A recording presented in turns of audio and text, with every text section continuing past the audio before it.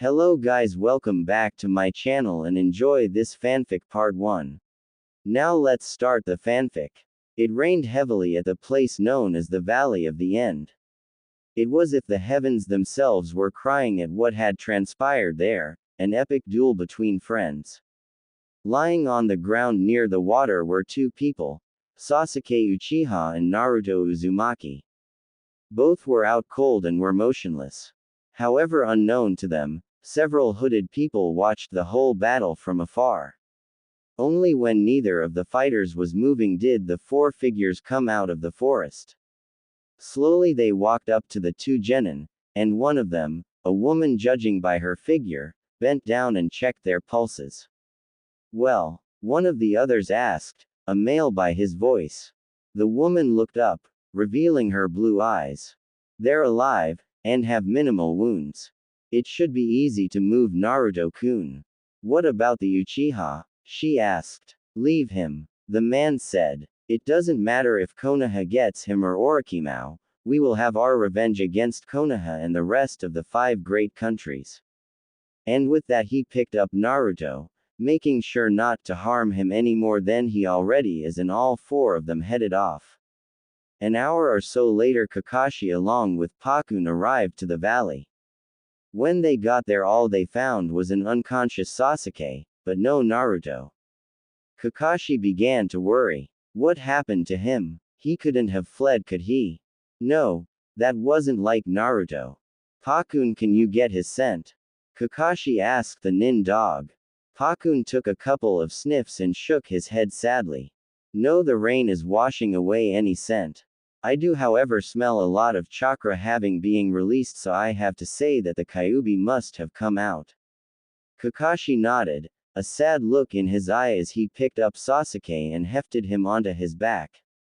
With one last look at the statue of the first Hokage, the two headed off. The news of Naruto's disappearance became top priority amongst the Council of Konoha. Those who despised the Kyuubi container merely put in that he was dead, which earned them a cold look from Tsunade. The idea that the boy might have fled was out of the question. Naruto was too damn loyal to the village to turn traitor. Tsunade wanted to send out a search party to find him, but the elders rebuffed her plans. If the other villages knew that they were missing their Jinchuriki, then they would waste no time in taking it to their advantage. Also, they had the Uchiha boy back, and that was all that mattered. So, against Tsunade's wishes and a few others, Naruto was declared Kia, missing nin. To say the people of Konoha were upset would be an understatement.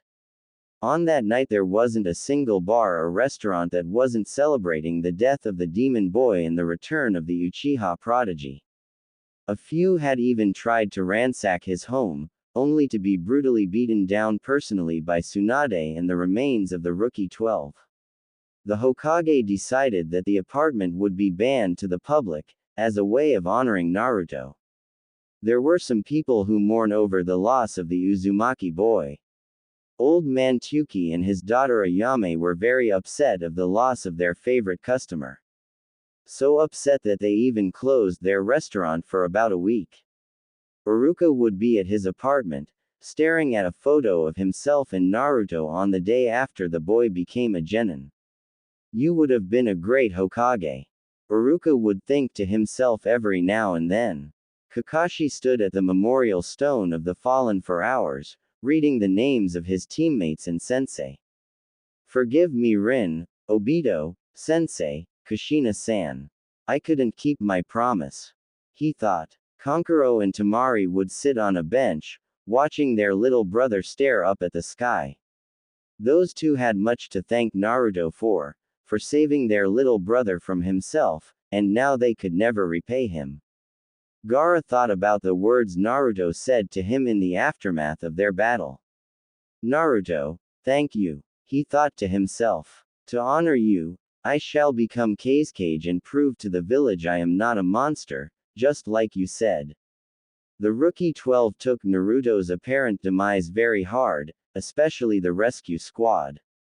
Shikamaru would pace around in his family's backyard, trying to constantly go over his strategy, trying to figure out where he went wrong. This earned the concern of his mother Yoshino. Choji barely ate anything for a week, even after being released from the hospital. Neji didn't say a word after he got back to the compound, too upset about what happened, even if the mission was a success. Kiba just stayed home during his healing, silently looking out the window. Rock Lee didn't even do any training for a day, the grief too much for him to bear. Though they didn't know Naruto very well, Ino, Tenten and Shino also mourned for the loss of the blonde-hair boy. Ino even bought a large assortment of flowers for the tombstone that was made for him.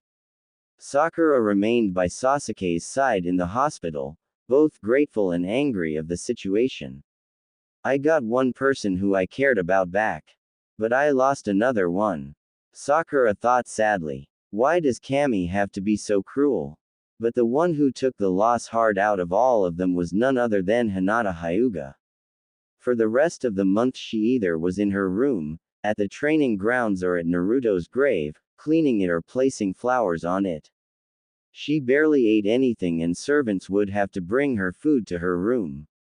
Her only regret was that she never told Naruto her feelings for him. She wondered what would have happened if she told him sooner, instead of keeping her feelings to herself. Not being so shy around him either. Even if he rejected her, at least she wouldn't feel such pain.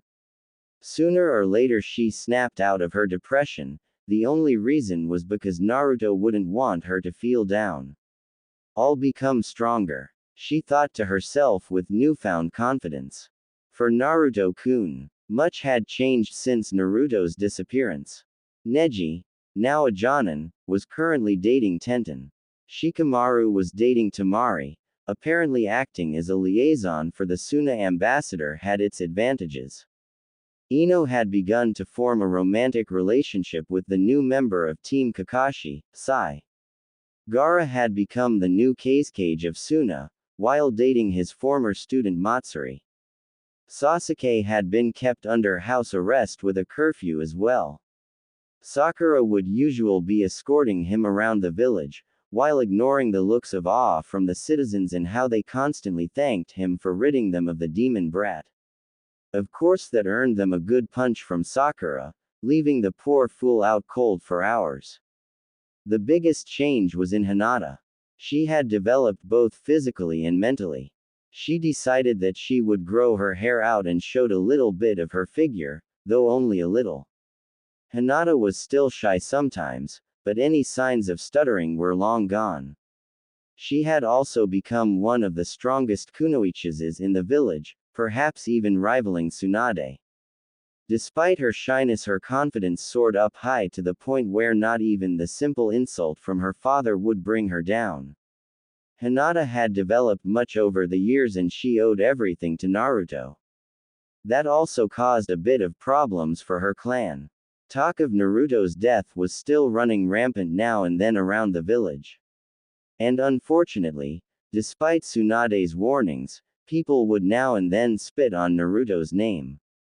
This was a problem because if people were ever to say bad about him in front of one of Naruto's friends, they would get a scolding or a beating, and in Hinata's case, put into a near-death state. The worst time was when Hinata was making her daily trip to Naruto's tombstone. She caught several men, drunk, defying the stone, writing words such as demon and hell spawn. All of those men were literally crippled in several areas of the body. This did not go well with the Hyuga clan.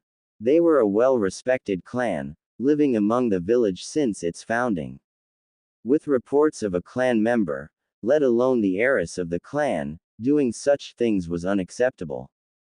Hiyashi had tried to discipline his daughter, but it appeared he no longer had control over her, not entirely though. However, she began to earn the respect of not just the majority of the branch house, but some of the main house members as well. Even Hanabi began to look up to her a little. But let us come to the current events of right now. Team 8, or Team Kurenai as they were now called, had been summoned to the Hokage's office for a new assignment. Judging by Tsunade's expression, it was pretty serious. Once they were all standing to attention, did Tsunade speak. The mission I'm about to give you is of the utmost importance as it affects us both nationally and internally. I'm sure that most of you has heard the invasion of the land of Tea. Kiba and Hinata were in the dark, but Shino explained. I heard it from my father. A large army consisting of samurais and ninjas from an unknown country invaded the land of Tea. Because they lacked the military force, the entire country was taken over in just a few weeks. The daimyo's family was completely wiped out.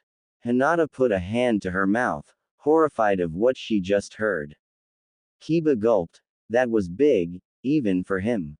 Tsunade nodded and continued. Which brings us back to the current situation. Due to the conflicts between Takigakure and Konoha, the daimyos of our respected countries are meeting in a neutral area to create a more permanent alliance. I dispatched a squad to escort the fire daimyo to the rendezvous point, but we lost contact with them a day ago and have heard nothing from the waterfall village. I'm sending you along with Team Kakashi, Team Asuma and Team Guy to find out what the situation is. Kurenai. The said woman looked up. Because your team is more adept to tracking, I'm putting you in command of this mission. Understood, Kurenai said. Tsunade nodded and dismissed them. Once they were gone, Tsunade said, you can come out now. And with just those words, the Sannin Jiraiya appeared out of nowhere. He looked the same after 3 years, yet he was not his usual happy self, though he hadn't been like that since Naruto's apparent demise. Still, that hadn't stopped him with his research, though she was pretty sure that was only to distract him from his guilt. I'm guessing that you're not just here to say hello? Tsunade asked. The toad sage smirked. That and to say I may have gotten some clues on who our mysterious invaders might be. He paused as he waited for Tsunade to speak. When she didn't, he continued. One of my sources managed to get a tip on that the invaders came from one of the countries from the far west, across the ocean. So far the only country there that I know about is the Whirlpool country, but they were destroyed years ago. Still, you can never be too sure. Tsunade sighed as she leaned back in her chair. I have to admit that we hadn't heard much from the West in a while since, I guess when the Kyuubi attacked 16 years ago. She then got up and looked out the window facing the village. Sometimes I wonder if this is some sort of cruel joke that Kami has set upon us. Back with Kurenai's team, they along with the others had already set off towards the last known destination of the daimyo's convoy. While Team Kurenai had Akamaru, Kakashi summoned his nin dogs and divided them up amongst the rest of the teams. The journey was a somewhat quiet one due to feelings towards a certain Uchiha. Those among the retrieval team had still not fully forgiven him of what happened. Though the other members of the Rookie 12 had no problem, Hinata was also with the members of the retrieval team in their dislike of the Uchiha.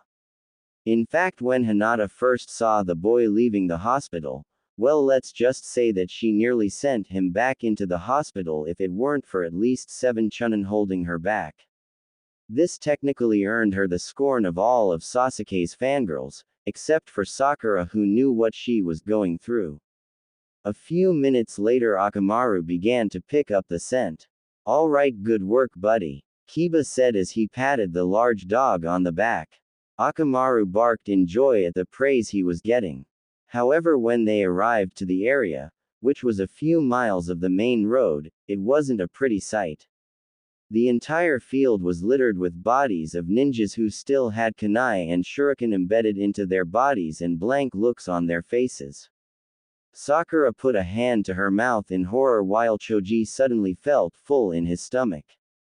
Kakashi walked over to one of the ninjas and closed his eyes in respect. I'll send a message to Tsunade-sama to have someone retrieve the bodies. But I don't see the daimyo or his personal guards anywhere. Everyone turned to look at Shikamaru. Though Kurenai was the chosen leader of this mission, it was clear that the Nara was a better strategist out of all of them. Shikamaru sighed and muttered, troublesome, and after taking a breather said, it's clear that the daimyo isn't here, so that must mean he is alive.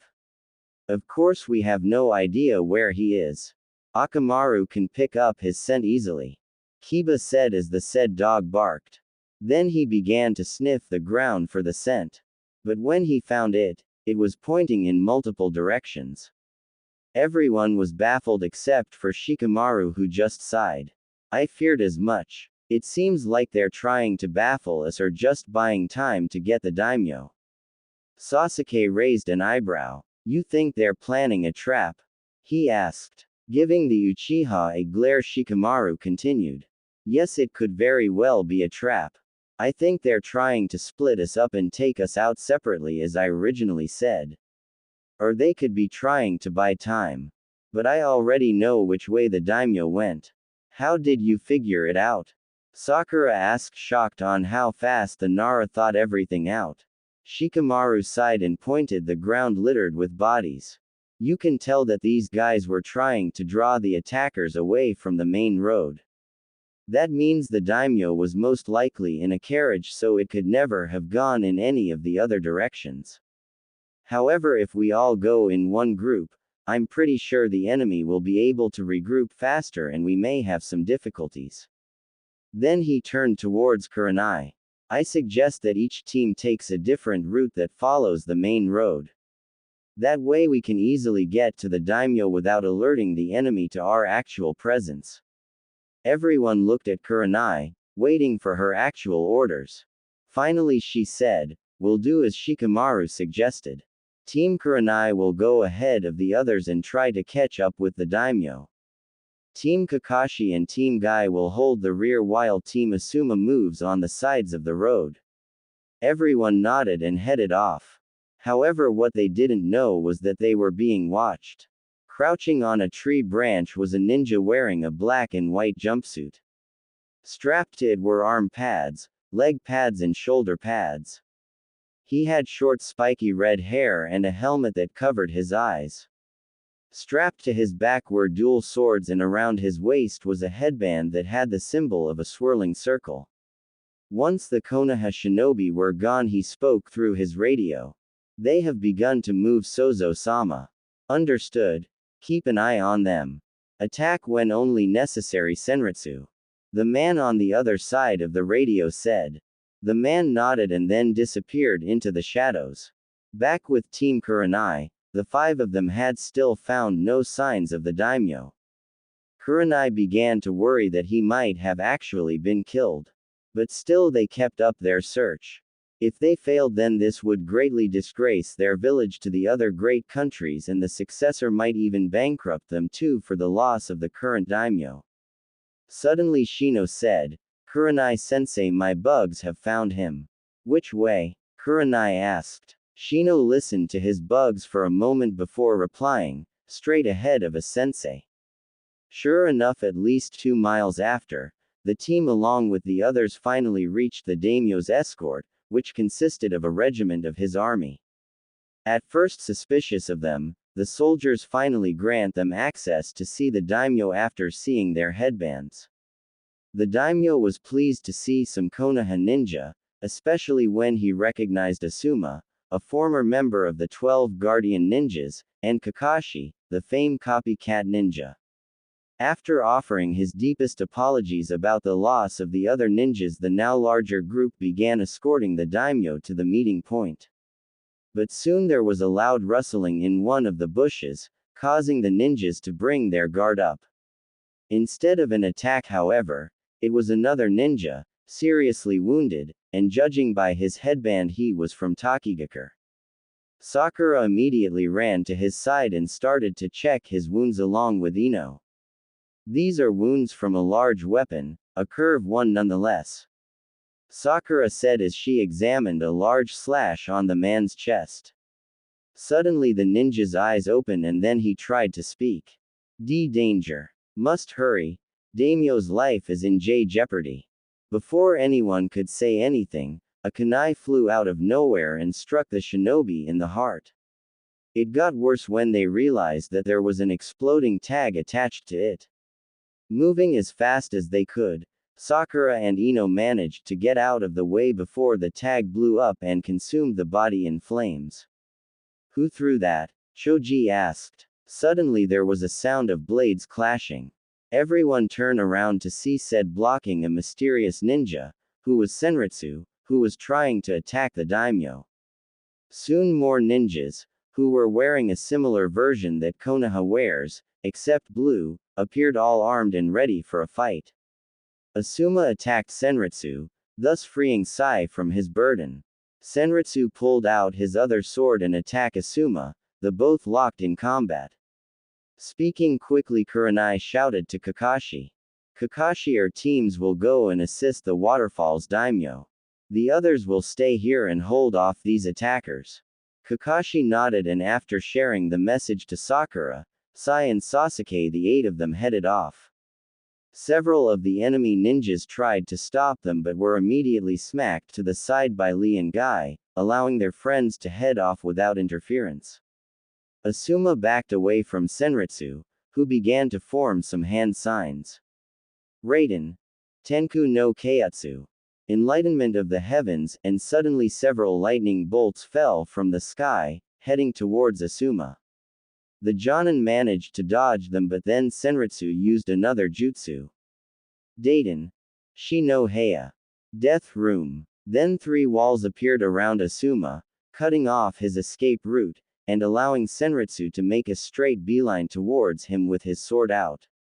But before he could deal the blow, a large fist nearly crushed him, forcing him to jump out of the way.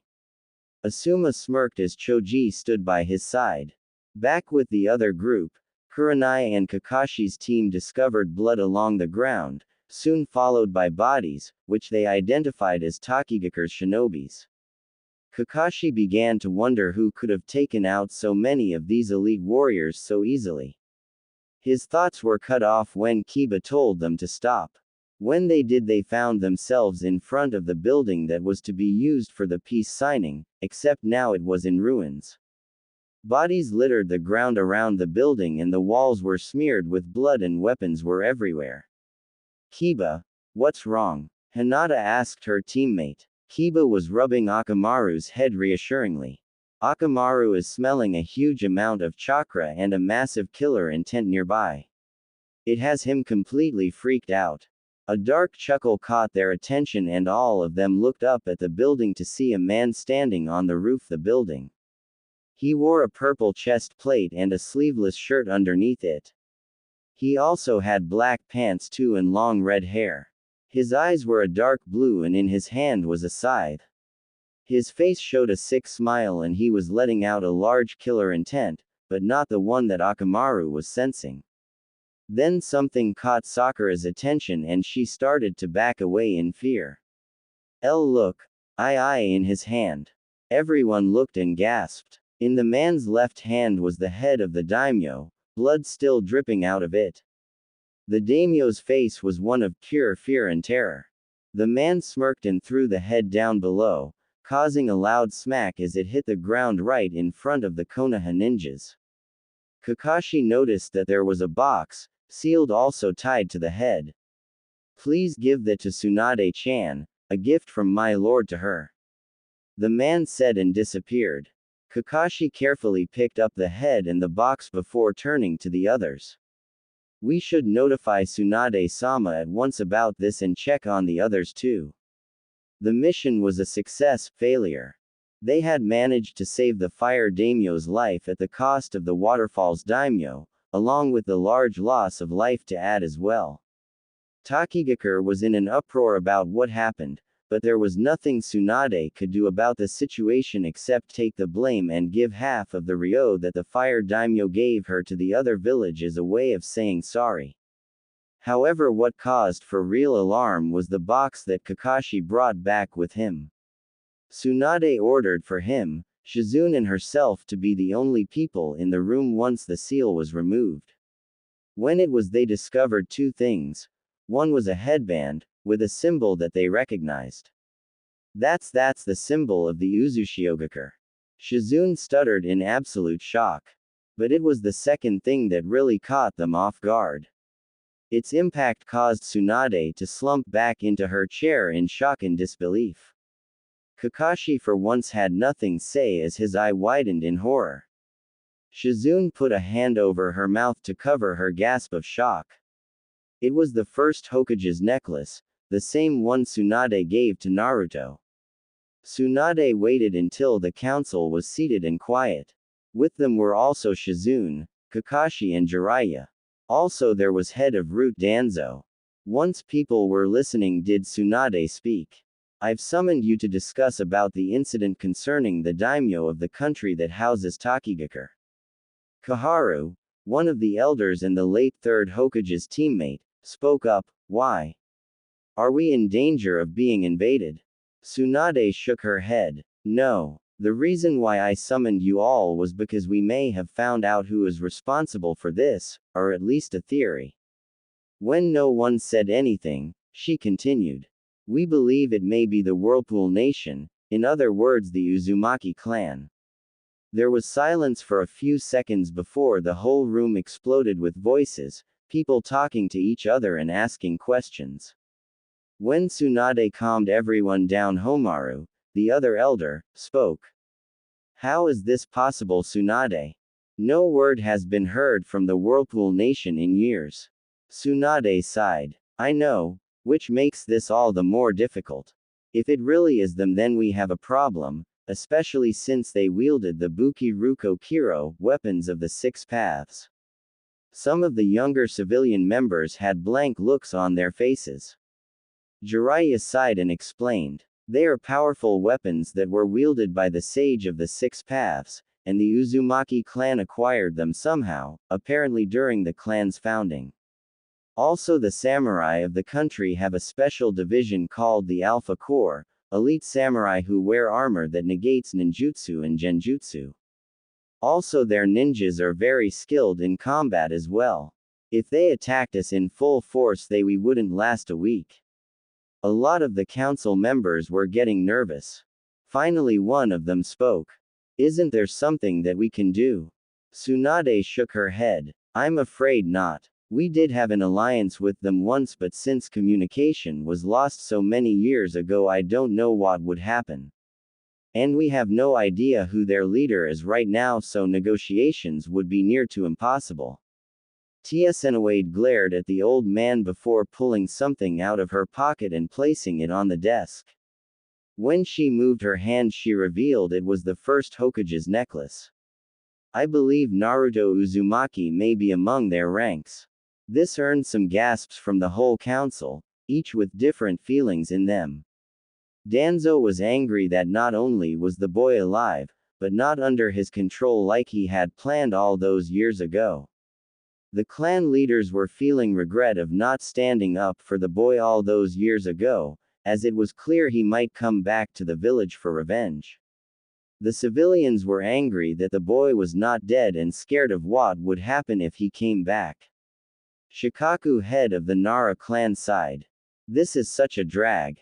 Though we shouldn't be relaxed, I doubt that Naruto would want to attack the village.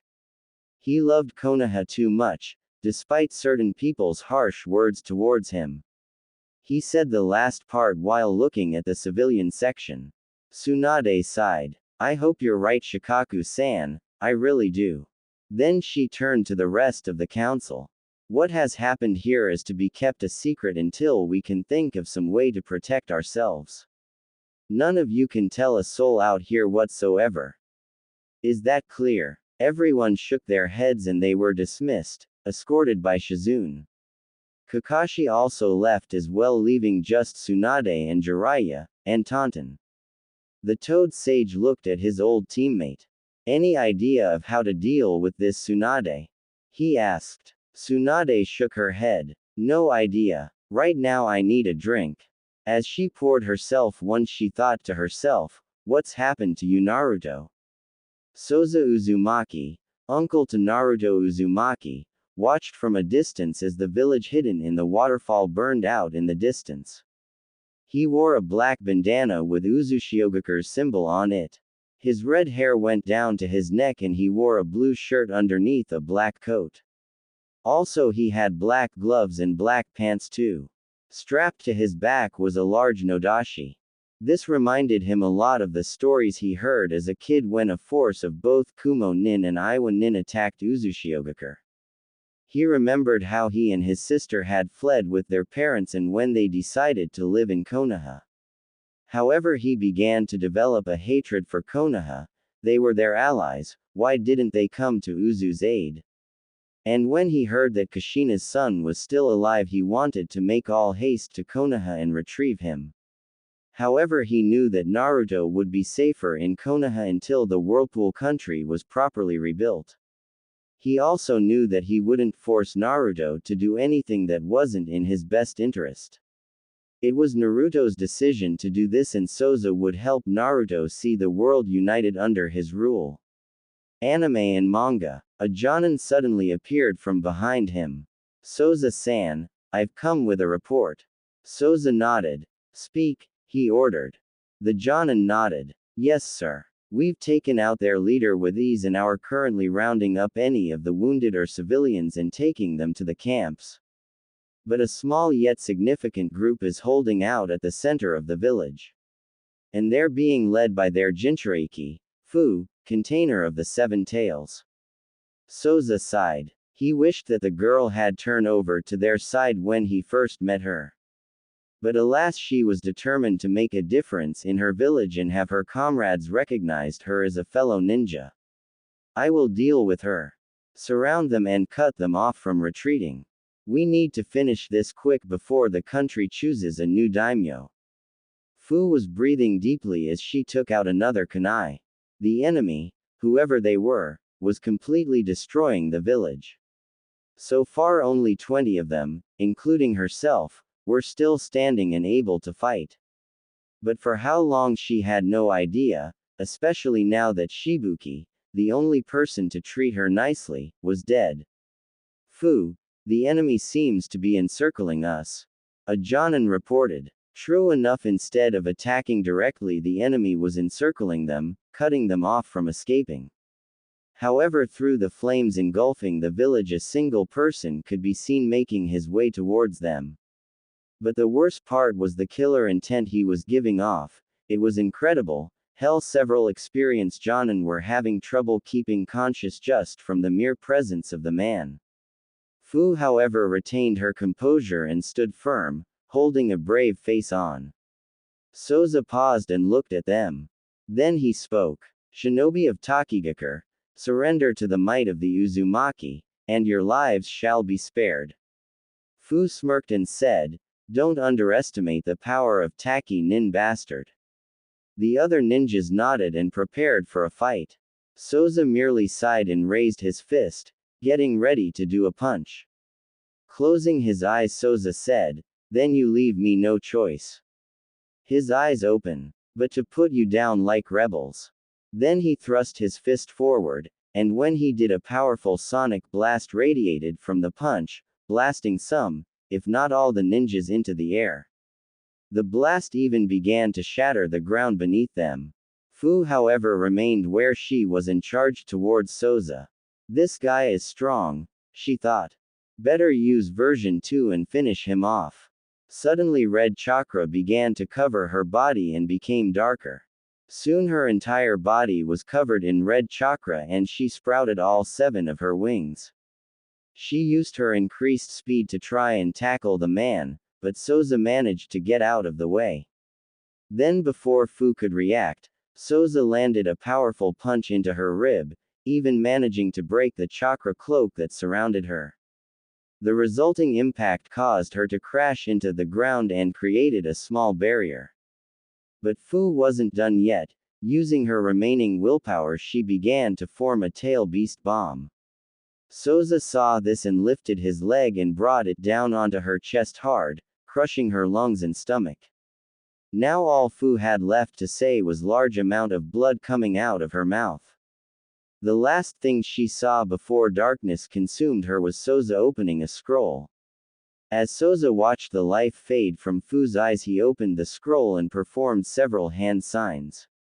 Grand Chain Imprisonment Jutsu. And suddenly dozens of chains began to pour out of the scroll and towards full. When they touched her, a red sphere of demon chakra began to slowly come out.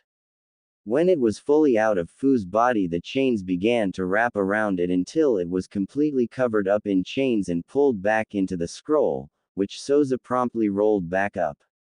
Don't worry, Chome-san, you'll be well treated amongst the Uzumaki, he said. Back in Konoha in the Hyuga compound, Hinata was hard at work practicing her gentle fist style. Her jacket was off, thus revealing her fishnet and blue shirt underneath it. Sweat ran down her face as she continued training. As she did, she thought of Naruto and how proud he would be of her and how strong she got, that is, if he was even still alive. Hinata, a familiar voice said.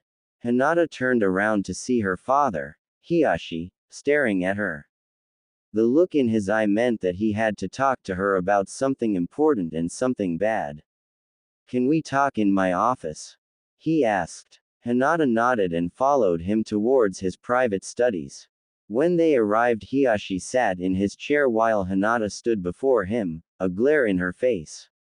Hiyashi did not let this go unnoticed but nevertheless continued.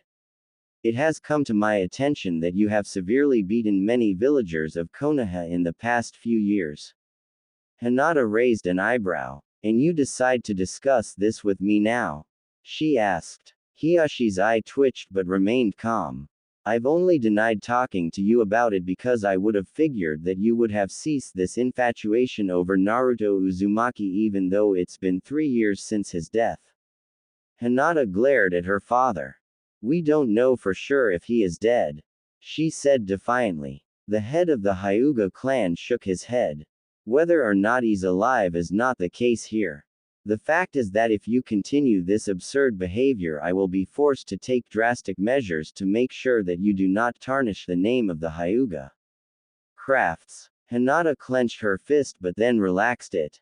I shall be sure to keep that in mind, father.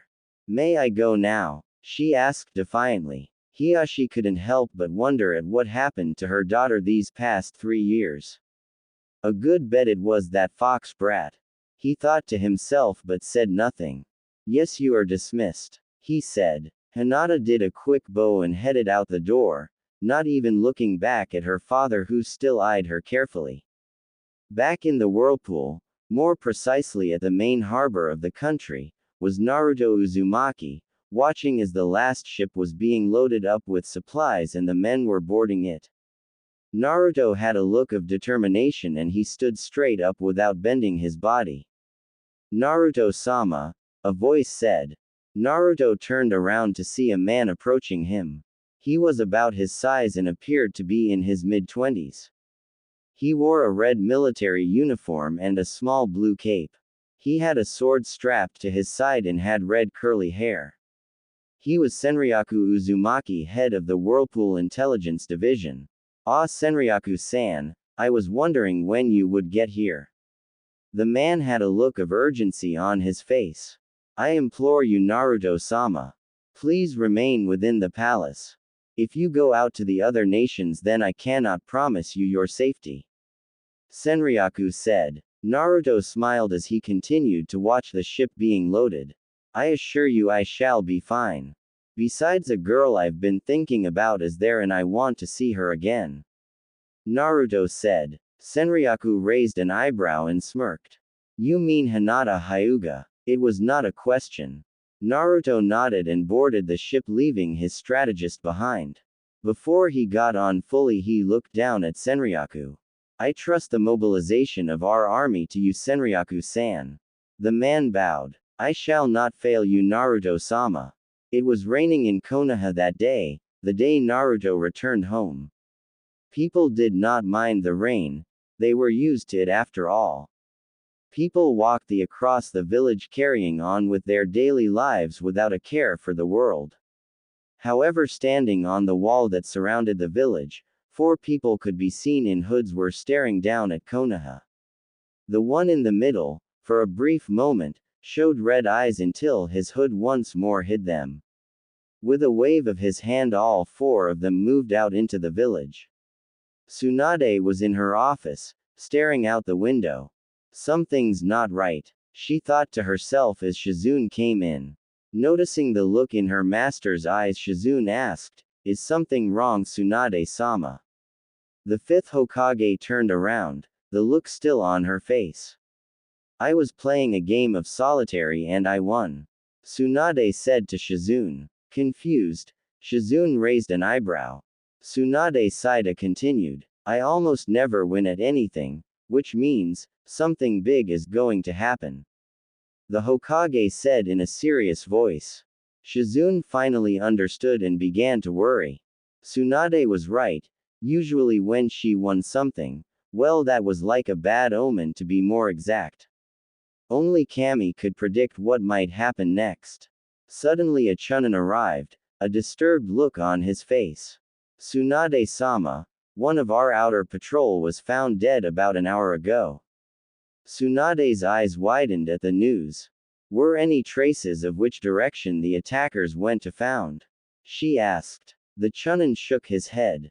"No, Tsunade-sama, but our best guess is that they were heading towards Konoha. However, the barrier team had reported no disturbances with the barrier." The Chunin reported, "Put all teams on alert but do not make this public," Tsunade ordered. "The last things that we need are the villagers going into panic." The Chunin nodded and disappeared. "Shizune, contact Hiashi Hyuga and tell him we need of some of his best men.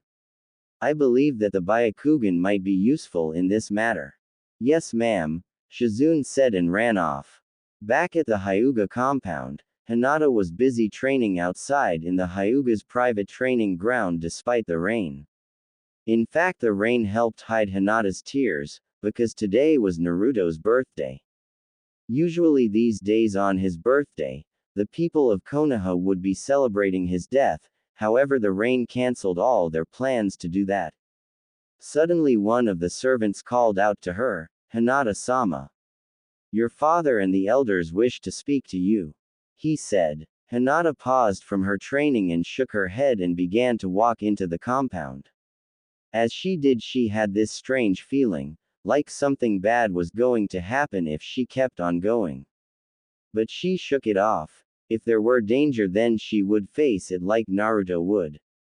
But when she entered the meeting room, she only saw the elders there, but not her father. Wondering what was going on, Hinata asked, "Where is my father? I was told that he had summoned me." One of the elders, Fukigen, sighed and said, "Your father did not summon you, Hinata." Hinata noticed the lack of "sama" in his voice. "We did." Then out of nowhere two Hyuga guards appeared from behind and grabbed Hinata by the other arms, and then struck her pressure points on her shoulders so she couldn't struggle. Hinata went limp for a moment before picking her head up and glared at the elders. "What is the meaning of this?" Hinata demanded. Fukigen got up and spoke while performing hand signs. "We've agreed that your actions these past few years have been unacceptable and are putting the clan's reputation at risk. So it is decided that we must use an alternative method. One that Hiashi-sama has been reluctant to give you due to your position as heir to the clan." Hinata's eyes widened, as she knew what he meant. They planned to place the caged seal on her. She desperately began to struggle out of her captive's grip, as the elder got closer to her more and more. But just as he was about to finish the jutsu, something impaled him from behind, killing him instantly. Before anyone else could react, several tentacles waved around the room, striking everyone into unconsciousness, including her restrainers. When it was all over, she was the only one standing, well, her and her savior. He was about average size. His clothing was mostly gray and white, along with a mask and cape that he wore too.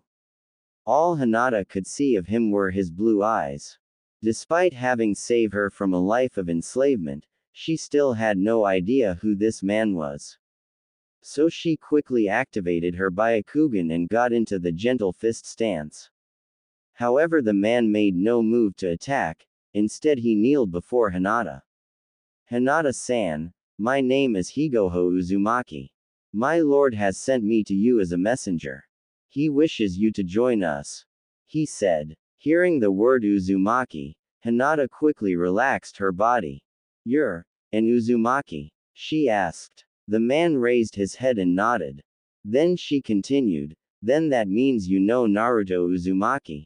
When he shook his head she almost cried, though the tears were forming already. She could see Naruto, and he was alive too. Higoho lifted his head. Yes, Naruto-sama is with us. In fact, he should be sending out a message soon. Tsunade was looking through the reports she was getting now from animal messengers that outside patrols were being attacked by what they described as a red swordsman. What the hell is going on here? Tsunade thought. First one patrol and now another is killed. I'm wondering if maybe it's better just to have all forces to relocate back into the village and wait until this rainstorm goes away. Suddenly Shizune came bursting through the door, or more like tumbling in. Before Tsunade could ask what was going on, a man came in. He wore a crimson leather coat like described in the reports. His hair was black, but it appeared to have been dyed that way. But most of all, he wielded a black katana with red writing on it. Who the hell are you? Tsunade asked as she got into a stance while Shizune got back up. The man just grunted and gripped his sword with both hands. Crimson whiplash, he cried, and when he swung his sword a red chakra line headed straight towards Tsunade. The Hokage flipped the desk into the air, which took most of the damage, but Tsunade was still flung backwards and out the window. Tsunade-sama, Shizune cried as she grabbed Taunton and jumped out the window to follow. Tsunade was not seriously injured, thanks to her ninja and medical skills. Soon other shinobi and Shizune joined her and formed a defensive circle around their Hokage. Just as they were doing that, the man walked up to the window. Everyone be careful. This man has some weird jutsus. The man smirked. I am Futeki Uzumaki, he said and continued while the people down below gasped. And all I was supposed to do was get you out here so you could see him, he said as he pointed upwards. Tsunade looked up at the Hokage monument, and when he saw the person she gasped. Joining her soon was the whole of Rookie 12 and their senseis, except for Hinata, of course. They looked up as well, followed by everyone else, and gasped at what they saw. For above the fourth Hokage's head were two people. One of them appeared to be in his late teens and wore a green sweatshirt with the hood over his face. But they could still see the blue eyes and a faint bit of brown hair. He wore gray pants too, and on his hands was brass knuckles. But it was the second person that caught their attention. For he was none other than Naruto. Sakura asked, not sure to be relieved or frightened of her friend's return. Naruto's face showed no emotion, nothing that the old Naruto once had. But there was one thing they saw: hatred. Pure hatred in those crystal blue eyes was all that was shown. Then all of a sudden they turned red like a demon. That's when he started speaking. People of Konoha, for your crimes against both the Uzumaki clan and the Whirlpool country, you will soon face the full might of our clan and country as a whole. Know this, for I am Naruto Uzumaki, Kitsune of the Six Paths. Hinata followed Higoho deeper into the forest north of the village, where people usually don't go. In fact, by then Hinata could no longer see Konoha. But she didn't care. All that she cared about was seeing Naruto again. We've arrived, Higoho said. Sure enough, they soon entered a clearing where a large campsite was currently in. The place was filled with samurais and ninjas that bore the crest of the Whirlpool and Uzushiogakure. And as they entered the site, Hinata realized that the area was covered in a barrier, protecting them from being detected. When the people saw her, they all bowed as she passed by them. Soon Higoho led her to a large tent in the center of the campsite. Naruto-sama is in here and is waiting for you, the man said as he opened the tent flap. Hinata nodded and walked inside just as Higoho was closing the flap. When she got her bearings, she saw Naruto sitting right in front of her, looking at a map of the world. He turned around, and when he saw Hinata, He gave her a smile that made a blush spread across her cheek. Hinata, he murmured and walked towards her as she did the same. Soon the two were embracing each other in a hug. Hinata had tears going down her face, taking in his scent, one that she had missed for a long time.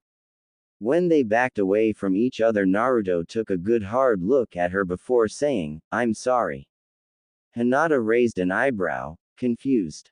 About what? About not seeing the truth. Naruto said, "All my life I've been going after the girl who didn't give a damn about me when I should have focused on the only girl who had any feelings for me. And for that I'm sorry." Naruto placed one of his hands onto her cheek and began rubbing it. But Hinata stopped him and put her own hand over his. "It's not your fault, Naruto-kun. It's mine. I shouldn't have been so shy," she said. Naruto smiled and rested his forehead against hers. "Well, none of that matters now. I have you and you have me, and I plan to keep it that way."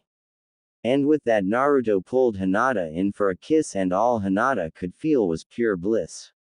"Why hasn't something been done about this yet?" yelled a member of the civilian council. Tsunade sighed before replying, "The reason is because we have no idea if Naruto is going to attack now or not.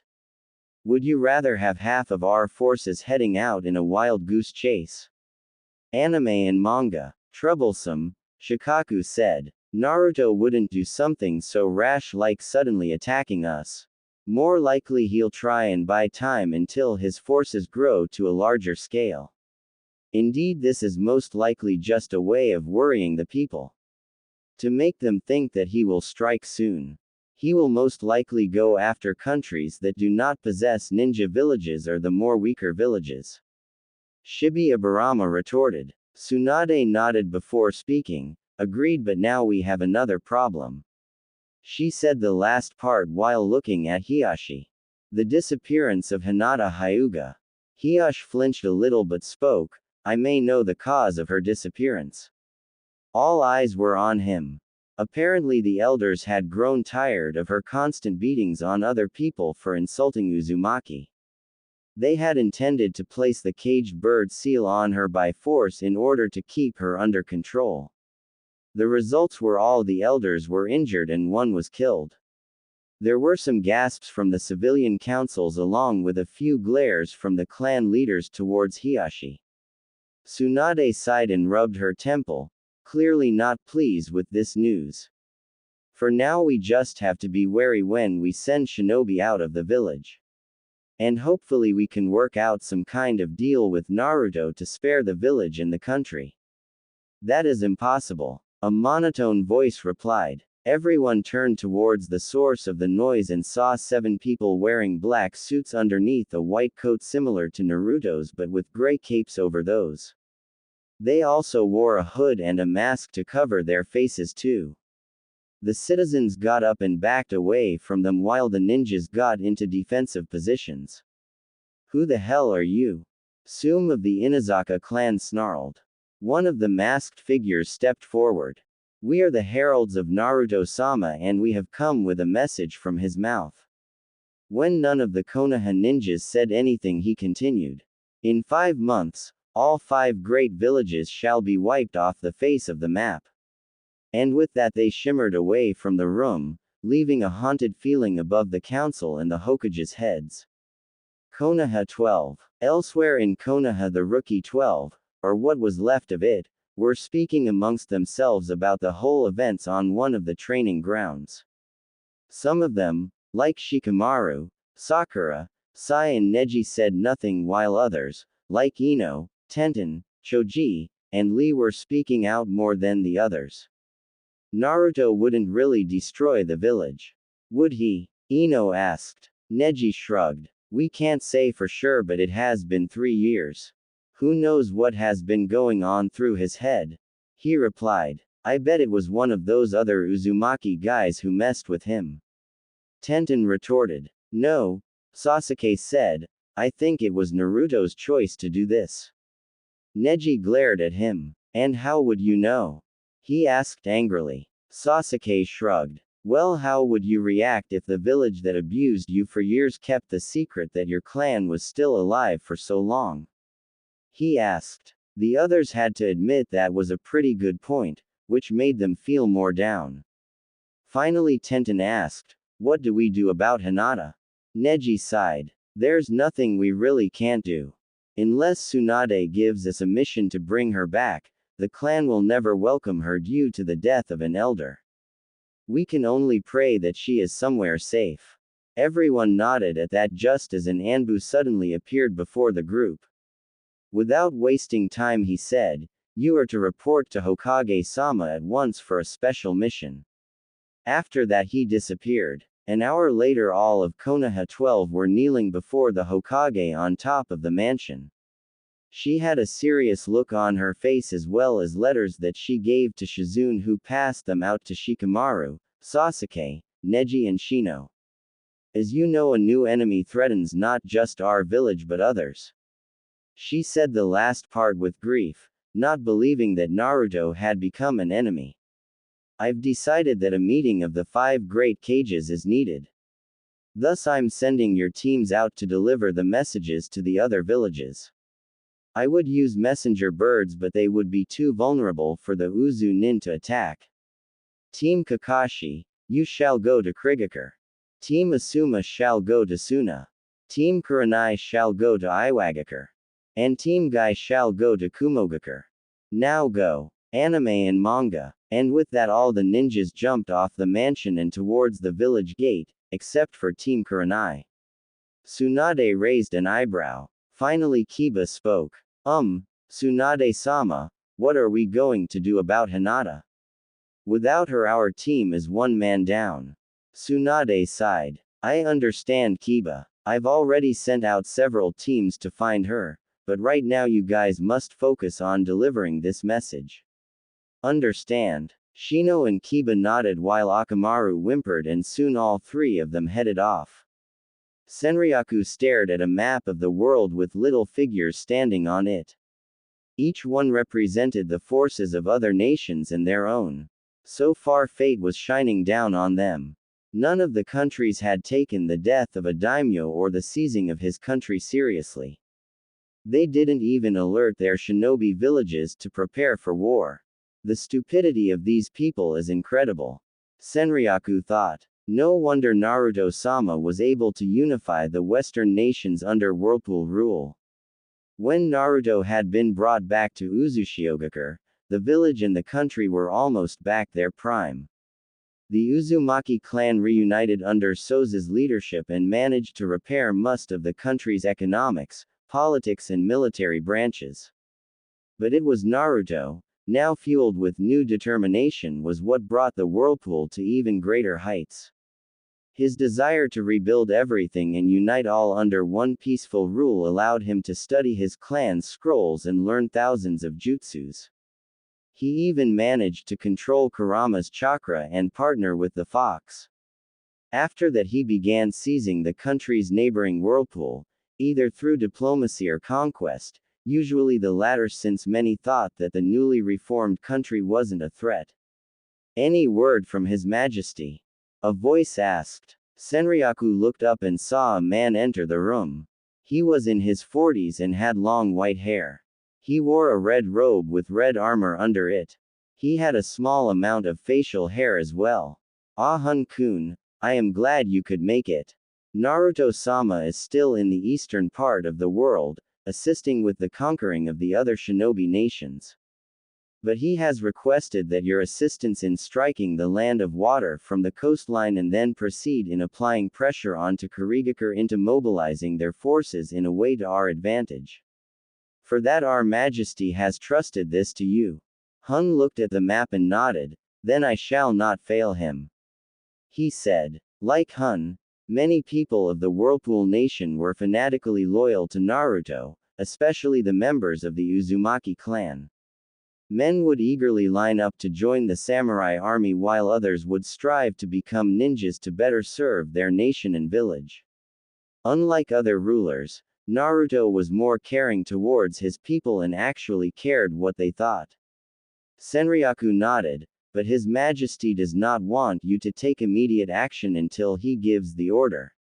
He does not wish to send in forces in case his army needs the extra troops.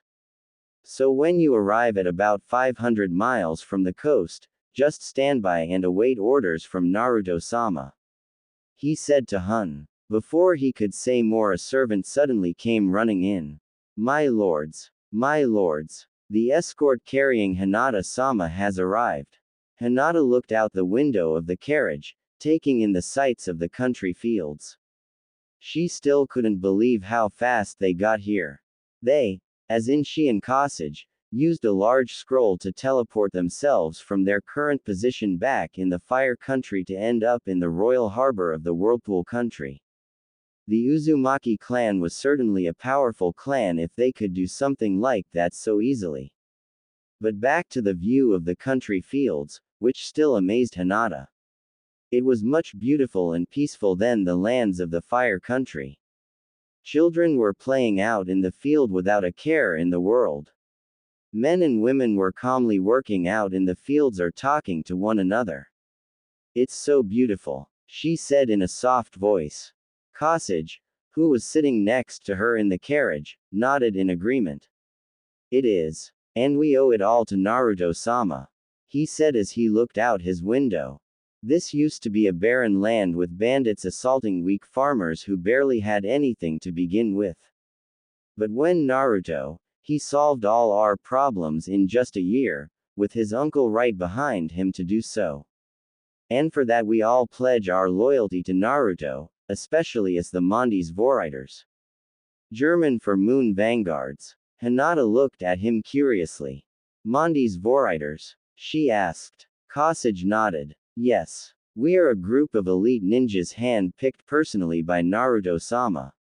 We are also given new abilities by Naruto-sama himself. As such we act as bodyguards or as the spearhead of most of our attacks. That is why he entrusted me to protect you until we reach the palace. In fact, here we are. Hinata felt the carriage making a turn on the road, causing her to look out the window. She gasped at the sight. The palace was huge. It had a large tower in the center with several smaller ones surrounding it. There were at least 5 layers of walls defending it, and the color was red, orange, black and gold. At the entrance to the larger tower were a number of guards dressed in red and gold samurai armor, and they wielded odd-looking spears. And with them were 2 differently dressed men waiting for them. When the carriage stopped, Kosage got out on his side, walked around to Hinata's side and opened her door. Then he offered her a hand, which she took and guided her off out of the carriage. The 2 other men bowed before her, one of them speaking. Hinata-sama, it is an honor to meet you. I am Seniraku Uzumaki, chief strategist of the Whirlpool's army, and this is Hun Uzumaki, one of the generals. The man named Hun grunted in response. Hinata blushed at how formal they were being to her. Thank you Seniraku-kun for welcoming me here. She replied. You can stand up now. Seniraku nodded as he and Hun stood up. Then he said, you are as kind and polite as Naruto-sama, says Hinata-sama. Please, I am sure that you are tired from your trip. The maids have set up a room for you to rest in and the guards shall escort you. Hinata nodded and allowed herself to be guided by several of the armored guards into the palace. A few hours later, Hinata was dressed in a white nightgown that the maids had given her. Soon she was escorted into a large room with a king-size bed in it. It had several purple pillows with golden trims on them. The purple sheet on it looked very inviting to her as her energy started to go away. Before she went over to the bed, she looked at the maid. If it is okay, I would like to write a letter to Naruto-kun after I rested. The maid bowed her head. Of course Hinata-sama. Just let us know when you awake. And with that she walked out of the room. Then Hinata walked over to the bed and gracefully got into it, covering herself up with the blanket. She quickly snuggled deeper into the bed and with her last thoughts on Naruto, fell into a deep sleep. Back with Naruto, His forces had finally regrouped with Soza's forces, bringing them to the border of the land of bears, where the village hidden in the stars was. They had already sent ninjas to assassinate any guards on the borders in a certain area, so that their forces would be able to break through with ease. Their first target was Hoshigakure. Destroying their ninja village would bring morality to a dropping point for the nation. It was a simple attack, using brute force to penetrate the village with enough force that the defenders would fall quickly. And then the destruction of their precious star made their morale drop to a point where they simply gave up. Soon all that was left was a small force of Hoshi Nin being led by their fourth Hoshikage, Akahoshi. Naruto, a force of 50 Uzu Nins, were brought to face off against the 20 remaining Hoshi Nin and their Hoshikage. Akahoshi had a broken arm and blood running down his face. Bastard. You bastard, he murmured as he glared at Naruto. What is the point of all this? Why invade us when we have done nothing to you? Naruto smirked and drew his katana. This is for the greater good of the world. And I know that you only took command for your own greed. Now kneel before me or suffer a death most humiliating. The blonde shinobi said. Akahoshi growled and took out a kunai. Shinobi of Hoshigakure, attack. Then he charged, followed by the rest of the ninjas, all of them determined to go down fighting. Naruto smirked and sheathed his sword, and then performed some hand signs. Futon. Fox's roar. Suddenly a large gust of wind appeared in the form of a fox's head and headed straight towards the Hosh Nin. The gust was so large and powerful that it obliterated all of them, including Akahoshi. As Naruto watched the wind die down, he ordered, "Gather up the prisoners and put them into camps. Once we have taken the palace, we shall then begin reconstructing this village into another Uzushiogakure." Back with Team Kakashi, Sasuke, Sakura and Sai were making good progress on their way towards Kurigakure. From the moment of their departure from Konoha, the Uzu Nin had made no effort to stop them, nor was there signs of any other types of attacks. Sasuke did not like how there was no effort to stop them. He wanted a challenge right now. He was literally itching for a fight. Well, he got it when he heard someone yelled, "Kaiden, fire asteroids jutsu." And suddenly several round-shaped fireballs came soaring down from the sky. Sasuke performed his own just you. Kaiden.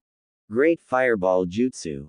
The two fire jutsus collided with one another, canceling each other out.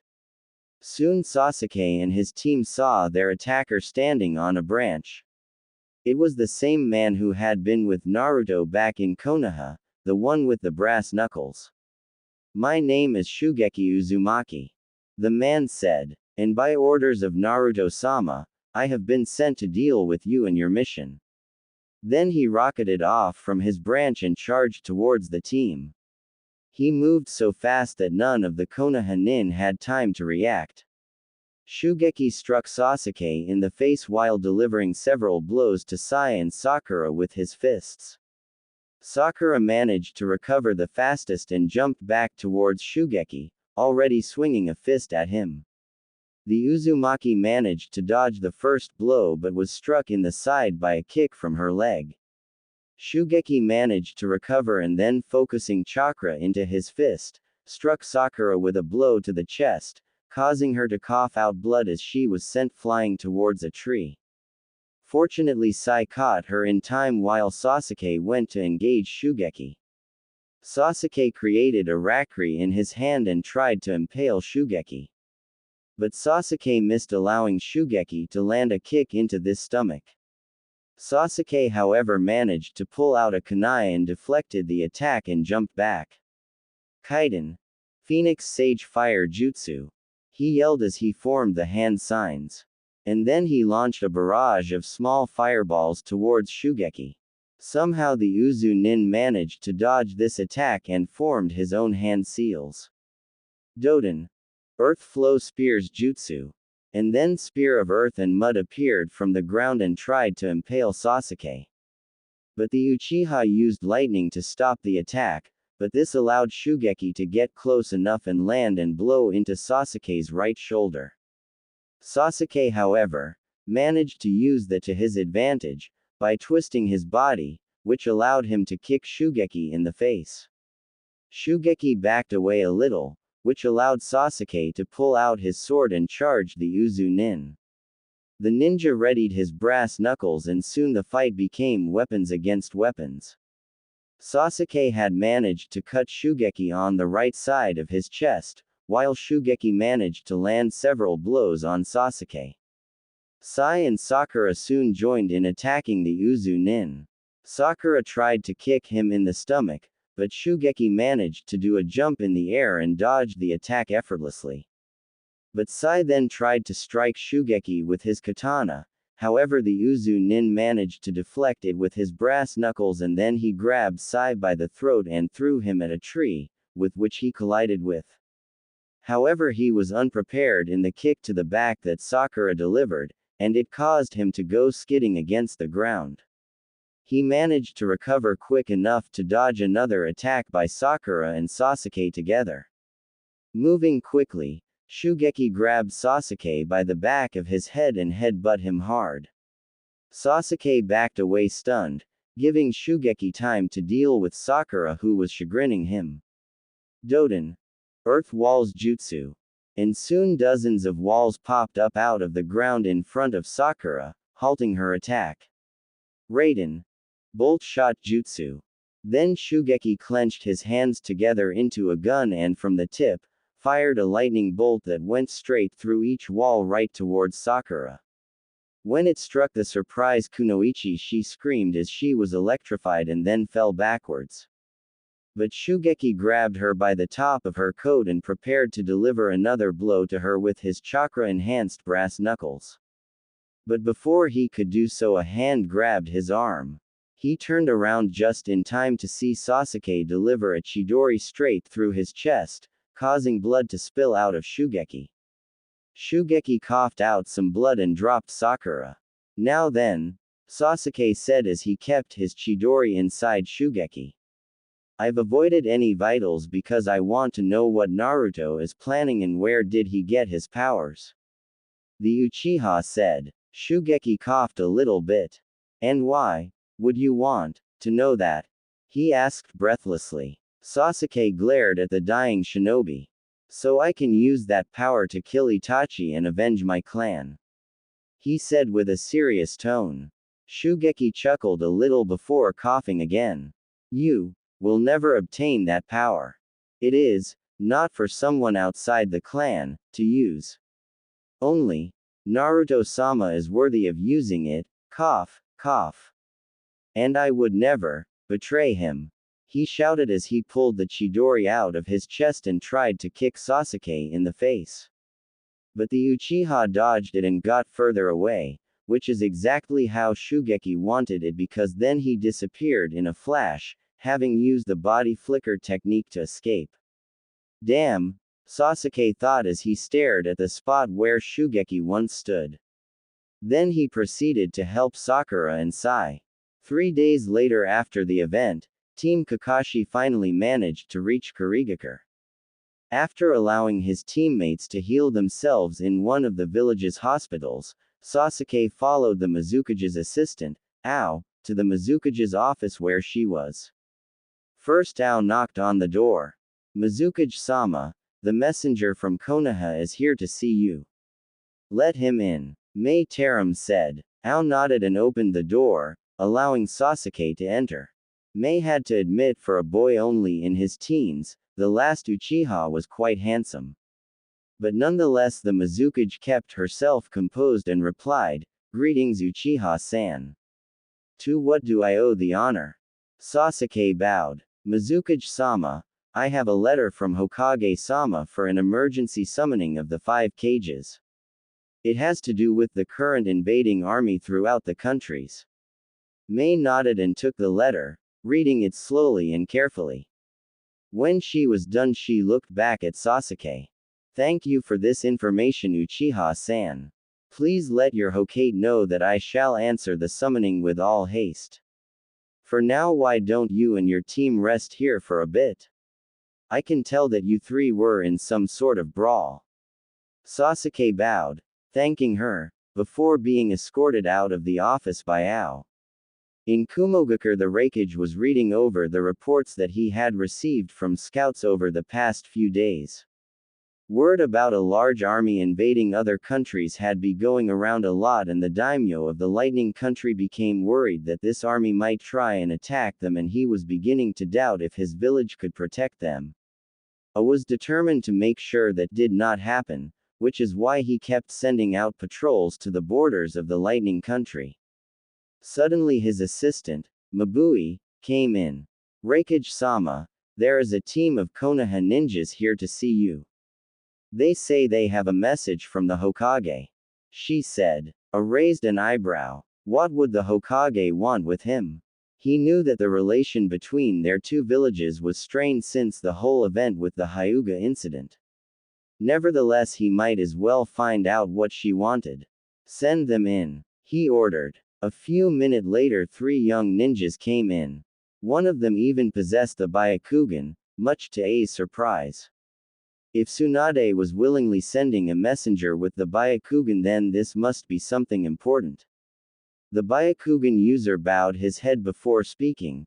Greetings Raikage-sama, I am Neji Hyuga and this is Rock Lee and Tenten.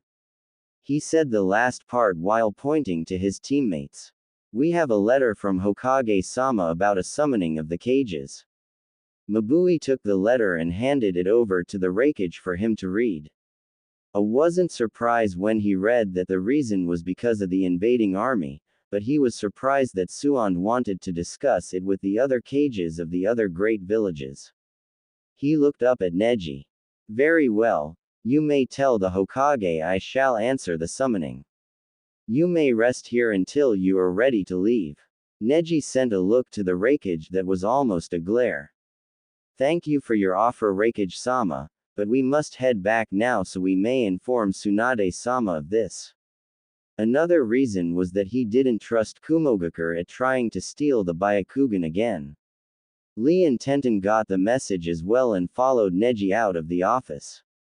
In Iwagakure, the Tsuchikage, Onoki was sighing as he read the letter that was given to him by the two Konoha nins. While he was relieved that it had nothing to do with him and his village hiring Akatsuki so much, he didn't like how it involved him to leave the village, which could mean that this invading force could attack at any moment. But if he didn't go, then he might miss any valuable intel that Tsunade might have for this. Kiba and Shino watched as the Tsuchikage finished reading the letter and looked up at the two of them. Very well, he said in a gruff tone. You may tell your Hokage that I shall respond to the summoning. My aide shall escort you to the village gate. Kiba and Shino bowed while Akamaru barked in response, and soon the two left. Onoki stroked his beard, thinking something big was going to happen with this summoning of the 5 cages. Shikamaru and his team caught their breaths as they finally reached the gate of Sunagakure, the village hidden in the sand. It had taken them at least 3 days to reach the village and they were exhausted since they didn't have any sleep. The reason was because Shikamaru summarized that Naruto wouldn't waste time and allow them a break, so it was better to just move as fast as they could to the village. The guard stopped them and said, "What business do Leaf Ninjas have here in Suna?" Shikamaru sighed but replied, "We're here to deliver an important message to the cage from our Hokage." He knew that this guy was just doing his job, but sometimes it could be really troublesome dealing with the whole system of showing identity to them just so they could get in. After all, his girlfriend was the cage's older sister, for the love of Kami. And speaking of the devil, a familiar voice said, "It's okay, you can let them through." Tamari-san. Ino squealed as she ran to hug her fellow blonde. Tamari chuckled and hugged Ino back. Ever since Tamari and Shikamaru started dating, she had more time to hang out with Ino. The two had become fast friends since they had similar personalities and were good at bossing the boys around. "So why are you guys here?" the Sand Kunoichi asked. "What, no? Hello, for you own boyfriend." Shikamaru asked as he walked past the guard along with Choji. Tamari rolled her eyes but gave a peck on Shikamaru's cheek. This earned a squeal from Ino and a groan from Choji. Shikamaru just muttered, "Troublesome," which earned a glare from Tamari but she ignored it. "So why are you guys here anyway?" she asked. "Like we told the guard, we have a letter to deliver to Gaara. It's a summoning of the 5 cages. Shikamaru said. Tamari nodded, not very surprised. She had heard about the mysterious army that took over Takigakure and the country was in, and the recent invasion of the land of bears. She figured that one of the cages would call a summoning sooner or later, given the situation. "I guess something happened in Konoha?" she asked. Shikamaru nodded. "Yeah, that's why we're here." A few minutes later at the cage's office, Gaara was reading the letter from Tsunade, and immediately turned towards Shikamaru and his team. "Thank you for this piece of news. You may rest here for the night and then head back to Konoha and inform Tsunade I shall answer the summoning," he said. The three bowed and headed out while being led by Matsuri.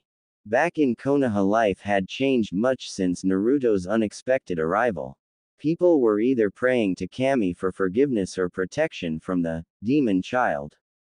Others were thinking about leaving the village to head to someplace safer.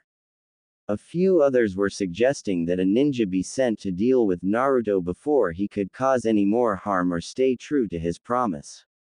It suddenly came to them all that they never expected there to be consequences to their actions. That all this time they never stopped to think what would happen if Naruto became stronger and sought out revenge. Back in the Hokage's mansion, Tsunade was readying himself for the journey to the land of iron. As the rules implied, she could only bring 2 bodyguards. She wanted to bring Shizune, but she was the only person she could trust to run the village in her stead. So instead she would bring Kakashi and Asuma. They were both competent jonin and well known throughout the world as great shinobis. Also, Kakashi had some say in the matter since it was one of his students that they were dealing with.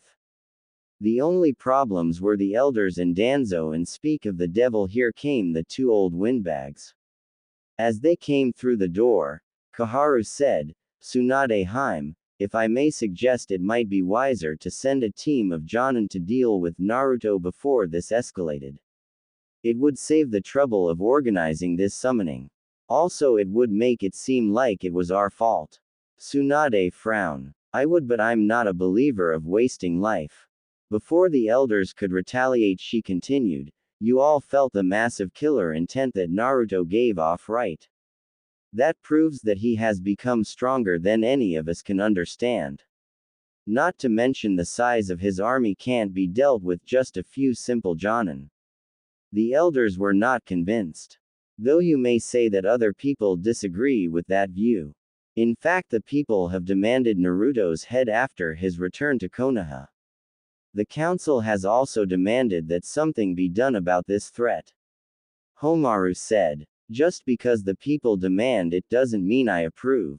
Tsunade shouted. "I am doing something about the current situation and we will have a solution. But right now handling it ourselves will solve nothing, not when we don't have the manpower to deal with such a large force." Tsunade said as she grabbed the Hokage hat.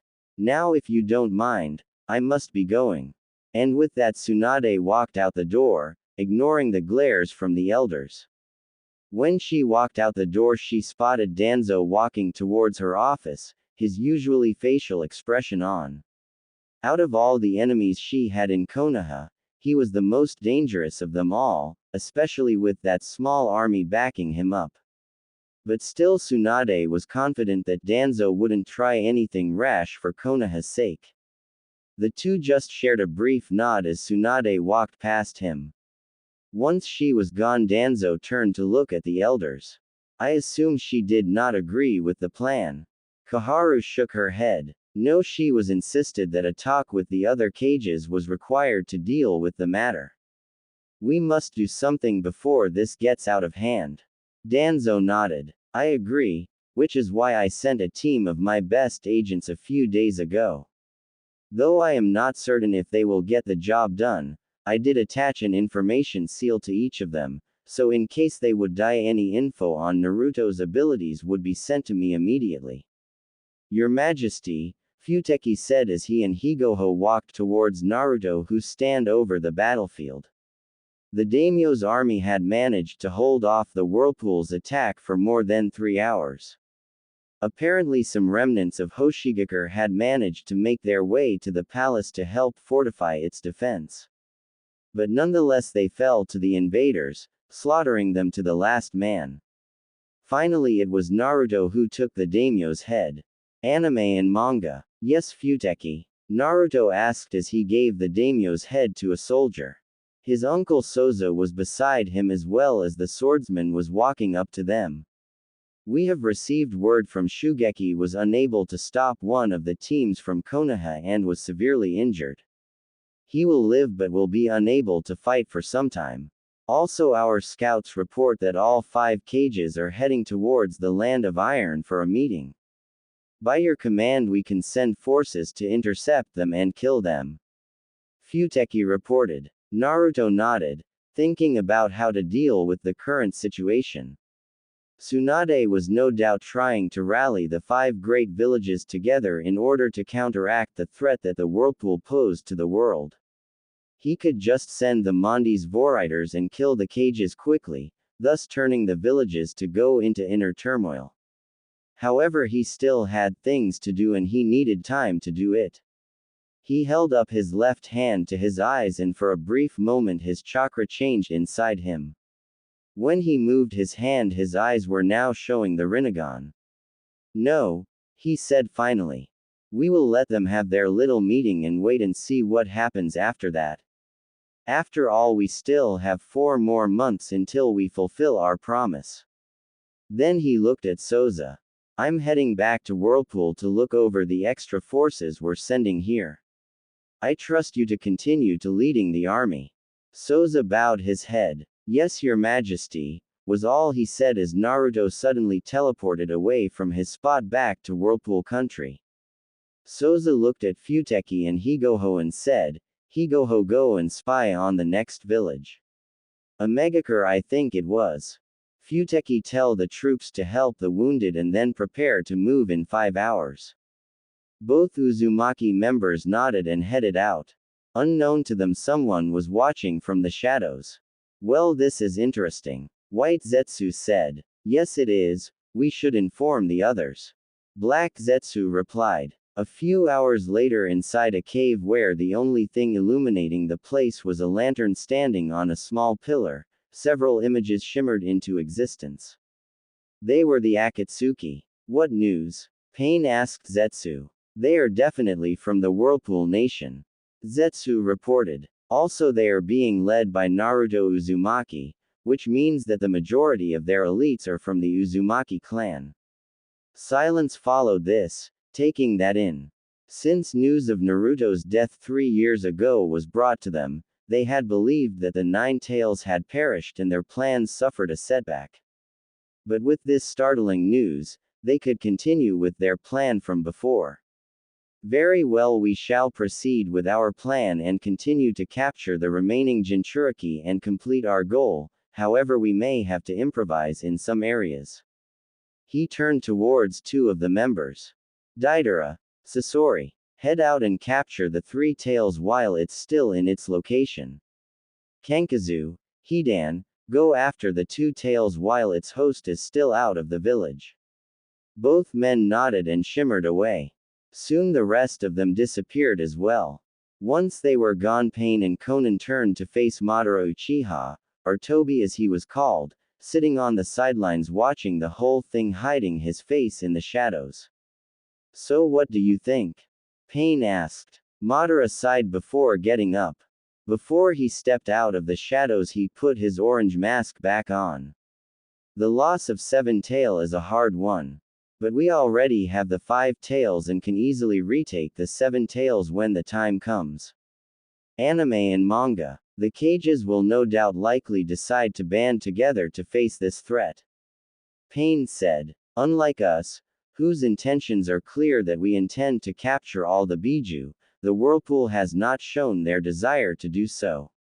We may have an opportunity here. Madara nodded. Agreed, but that doesn't mean we can't be prepared for such things as a war. What news on the army? He asked. We've neared nearly 100,000 of Zetsu clones. Pain replied. Once we have enough, we can launch them to any parts of the globe from their location. And do not forget that Omegakure also stands with us. At the northern gate of Konoha, Tsunade, Kakashi and Asum were preparing to go. The rest of the rookies and Team Guy were seeing them off, as well as most of Konoha.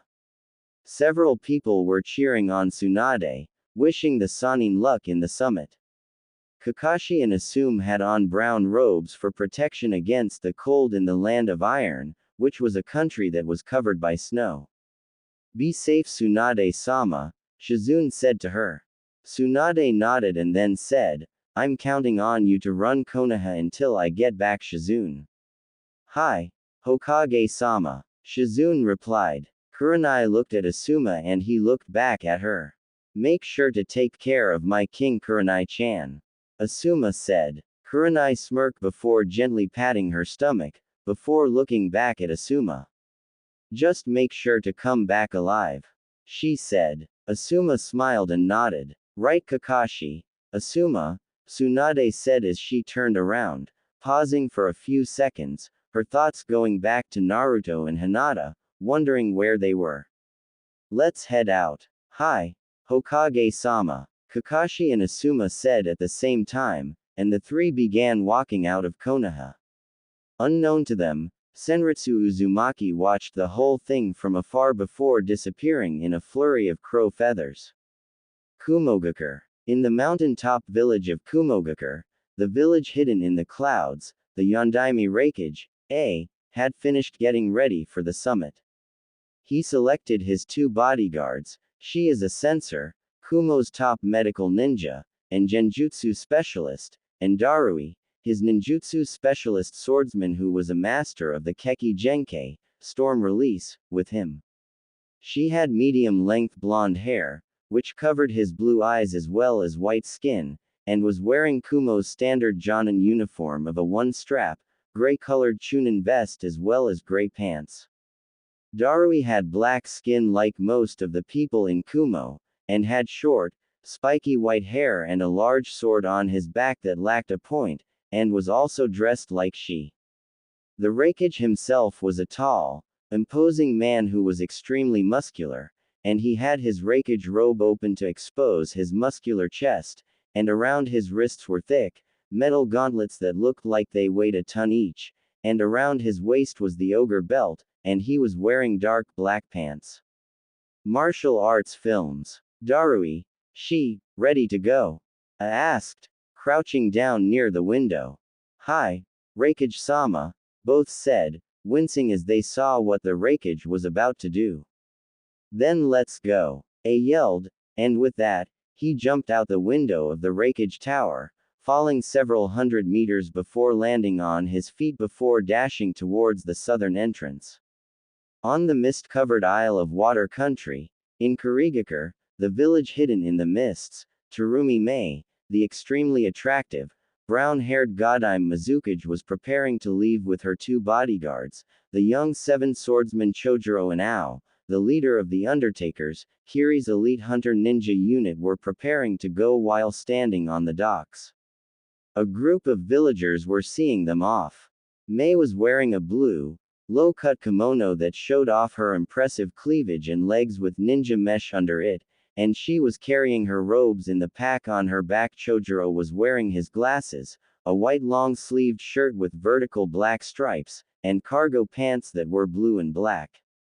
Around his chest was where his headband was, connected to the harness that carried the Harameki, his two-handled sword in its unreleased form.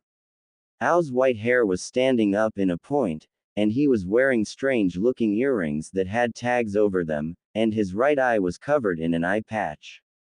He was wearing the same white sleeve shirt that Chojuro was wearing, but had a blue kimono over his body, and around his forehead was his headband.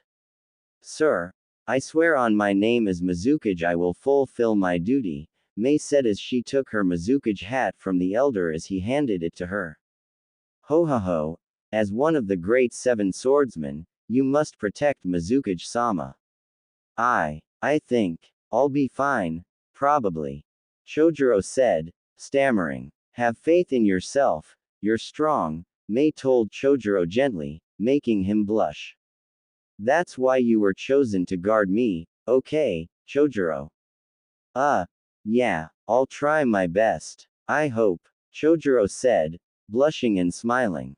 She's so kind. All you need to say is, yes ma'am. No one wants to hear your waffling. You kids today, just be a man. Ao said in disgust as darkness descended over Mei's eyes. A man. Ao, enough with the lecture. You need to hurry or else you'll be late for the meeting. Need a man, Mei thought. I'm just giving the kid advice. When I was his age.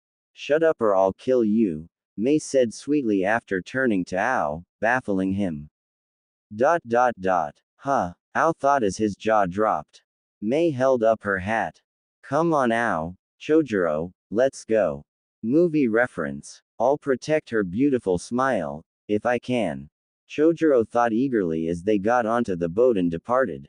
Iwagakure. In Iwagakure, the village hidden in the rocks, which was nestled in a valley surrounded by large mountains, Onoki of the two scales was getting ready to go with his bodyguards. He was the Sandaime Tsuchikage, a contemporary of Sarutobi Hiruzen, and the oldest living kage in the 5 countries.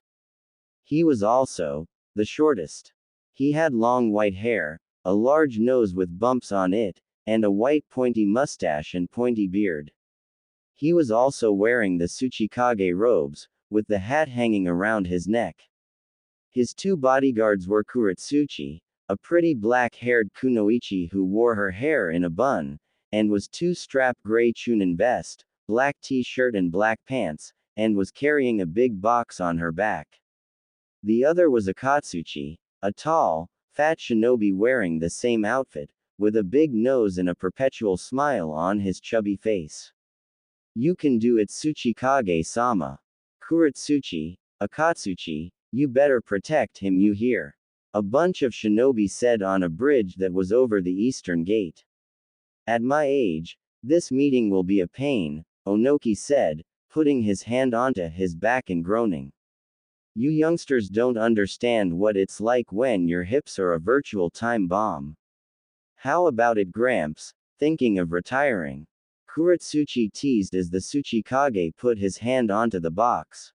You can't rely on your former glory forever. Ahahaha, I'll take your luggage for you, Tsuchikage-sama, Akatsuchi said, and he began to lift up the box. Don't touch, Akatsuchi, Onoki ordered and he slipped his arms into his luggage's harnesses. I don't need your help. He then lifted, and there was a crack and his hips gave out. Oh, my hips. What do you say? Should you send someone else in your place? Kuretsuchi joked. Don't be ridiculous. Who do you think I am? Onoki demanded, his eyes bugging out from the pain. I am the Sandaime Tsuchikage, the great and fearsome leader of Iwagakure. Oof. I'll carry my own luggage. Good grief. What a stubborn old man, Kuretsuchi groaned, closing her eyes and rubbing the bridge of her nose. All right, I'll carry your luggage then. Let's go, Akatsuchi said, lifting Onoki and his luggage up with ease, and putting them on his shoulder. With that, the 3 departed down the road towards the land of iron. Sunagakure. In Sunagakure, the village hidden in the sand, Gara, the Godaime Kage was preparing to leave with his siblings who he had chosen to be his bodyguards. He was wearing his Kage robes and his hat was hanging loosely around his neck, hitting the giant gourd he was wearing on his back that was carrying his sand. Despite losing the Shukaku, Gara was as strong as ever. Hell, he was arguably stronger. He still had his automatic sand shield, but he had been training for the past few months in taijutsu so he wouldn't rely on it anymore, and he had added dozens of futon jutsus to his arsenal, and another reason why he was stronger, he could finally sleep without worrying about the Shukaku taking control. Kankuro stood next to him, his face paint changed, one purple line over his eyes, one over his mouth and one going up his chin to connect with the one on his mouth, and he was still wearing his black outfit. Tamari had a white cloak on and on her back was a large scroll, and she was wearing white shinobi armor under her cloak, which had no sides. You were late, Kankuro, Baki chided his student as he stood with Ebizo and the rest of the villagers. It took me a while to figure out this new trick, Kankuro said with a grin. Be careful, Kazekage-sama, Matsuri, Gaara's student as well as girlfriend said with a smile. Kankuro, take good care of him, Ebizo said with a smile. We will, Tamari said with a smile, waving a new small fan over her face to keep herself cool. Alright, let's go, Gaara told his siblings, turning to leave. Not like Gaara needs bodyguards, Kankuro said with a grin, giving a thumb up to the villagers. The three began walking off, and the sand began to move under their feet and then the three stood still. Gaara then levitated the sand under their feet, and they began to depart at a high amount of speed towards the land of iron in the northeast. Back in the Whirlpool Daimyo's palace, Hinata was currently taking a shower. Her clothes were taken to be washed and a kimono had been placed on the rack for her to wear. It was a simple design really, a red line over a blue silk with the symbol of the Uzumaki clan scattered across it. But right now Hinata was focused on the soothing water that went down her skin. It felt so good to her, the water getting rid of any dirt or extra skin fat on her body. It also helped with her mentally, as if the water was washing all the worries in the past away. Suddenly the door knocked and through the curtains, Hinata could make out a female figure, meaning it had to be one of the maids. Hinata-sama, Naruto-sama has returned and is waiting for you in his room, she said. Hinata replied, Thank you. Tell him I'll be there in a few. A few minutes later Hinata, in her kimono, walked into the room before gasping as a pair of strong hands surrounded her. She looked up just in time to see a yellow blur lean into her and press his lips against hers. Hinata soon relaxed in Naruto's grip and gave into the kiss, which she returned passionately. Hinata had never felt such bliss before. At last, after praying, dreaming for this day to come, it was finally happening. She was with her true love at long last. A few minutes later the need for air was required and the two parted, but Naruto brought Hinata to him a little until their foreheads were touching and their noses were almost in contact with each other. For a split second at that moment Hinata almost saw the old Naruto, with that goofy grin of his on his face. Then he said, I've got some time before I have to head back. The door to the room remained shut for the rest of the day. Inside Naruto's room of the palace, the said man and his lover, Hinata Hyuga, slept peacefully under the blanket that covered their forms. Last night had been, well, it was hard to describe last night. So in the best way to describe it was that it was wonderful. As they slept both of them still remembered how their raw flesh molded together in such smoothness. It could only be explained how much they truly loved each other and their trust of one another too. The moment was ruined however when a knock on the door could be heard. Naruto was the first one to wake up while glaring at the door as if he wished it would just be silent. He looked back at Hinata, noticing how she was still asleep and how peaceful she looked right now. He took in her image for a few more seconds before getting out of bed. After putting on a robe he walked to the door and opened it, to be greeted with the sight of a servant with a letter in his hand. Forgive me Naruto-sama, but this scroll came from Senritsu-san. It has an A- class seal on it too, so the importance of it was great. Naruto nodded before taking the letter. Once the servant was gone Naruto closed the door and looked at the scroll with the seal still on it. After releasing the seal, Naruto opened the scroll and read its contents. His eyes widened for a brief moment before narrowing, a smile forming on his lips. This was important news indeed. Naruto-kun? A small voice asked. Naruto looked up and saw Hinata lying on the bed. She had a tired look on her face as she was rubbing one of her eyes. Her other hand held onto the blanket as to cover her body better. Is everything okay? She asked. Naruto gave a soft smile at her. The same kind of smile that made her blush all the time, still did too. It's nothing for you to worry about, Hinata-chan. Just something I got to take care of. Just stay in the palace and you'll be fine. Naruto said as he prepared to leave. Hinata still had a worried look on her face. Why, you'll be back soon, right? She asked. Naruto's smile softened and he walked over to the bed. Leaning forward, Naruto cupped Hinata's cheek in his hand and kissed her softly again on the lips. The two enjoyed the short bliss for a moment until Naruto moved back. I will be. Believe it. Back in the land of iron, Tsunade, Kakashi, and Asuma were arriving in fortress where the summit was being held. A middle-aged man with bandages wrapped around his forehead was greeting them, wearing a formal kimono and two swords on his hip. He was the most powerful samurai in the land of iron, the equivalent of a Kage, High General Mifune. Greetings, Mifune started, and he looked at Tsunade. I am General Mifune.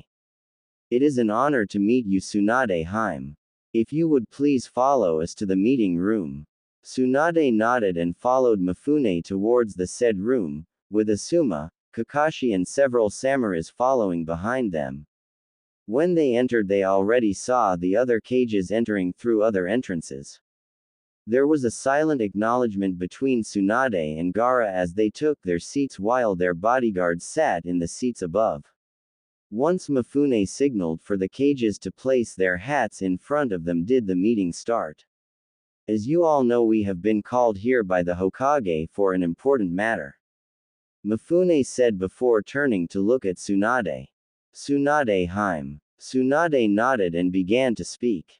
As you all know, a large unknown force has begun conquering both countries and their villages.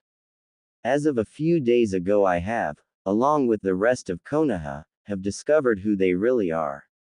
When no one said anything, she continued, they are the Whirlpool Nation and are being led by the Uzumaki clan. Mei gasped at the revelation after hearing that the old clan was still alive. Onoki raised an eyebrow while growled at the news. Gaara, however, looked shocked beyond belief while the bodyguards were talking amongst themselves. Finally Gaara spoke. Wait, Tsunade-san, does this mean?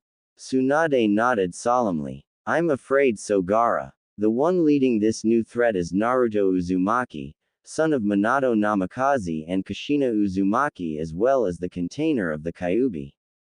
There were different reactions to different news. Gaara's was not that Naruto was alive, but what he was doing. A's was because a Biju container was running this invasion.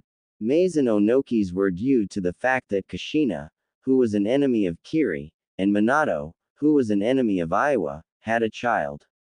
Tsunade, are you sure about this? Gaara asked in an emotional voice, something very rare of him to do.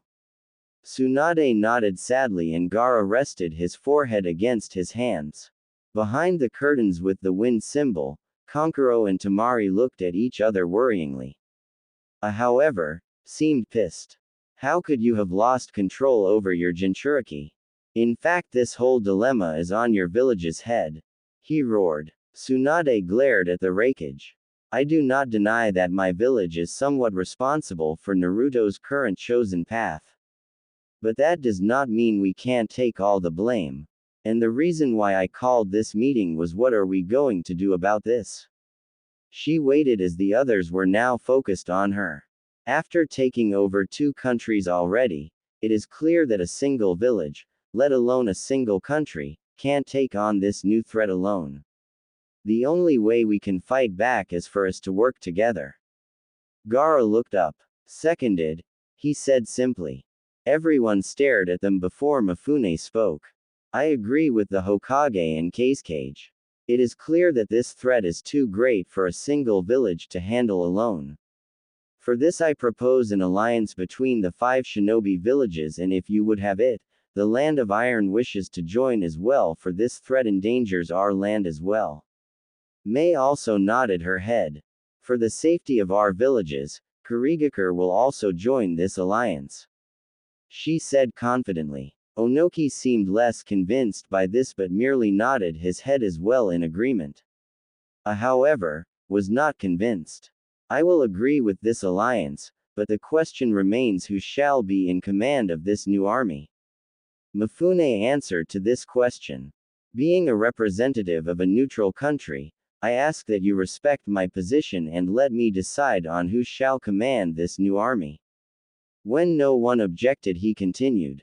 Though I am not sure if they are after the tailed beasts, we should make sure to factor them into this equation. Despite that, those who still have theirs still have faults in your own characteristics as well as your villages. Kurigakure has too many missing nins from its village and thus can't truly be trusted of information being leaked. The Kazekage is young and thus will not have the support of older shinobi from other villages. The Tsuchikage is old and has lost his prime. Plus someone of his age would most likely hold old grudges towards the other villages. The only 2 best choices are either the Raikage, whose village has a better military force, or the Hokage, whose village is well known for their bonds of friendship and teamwork.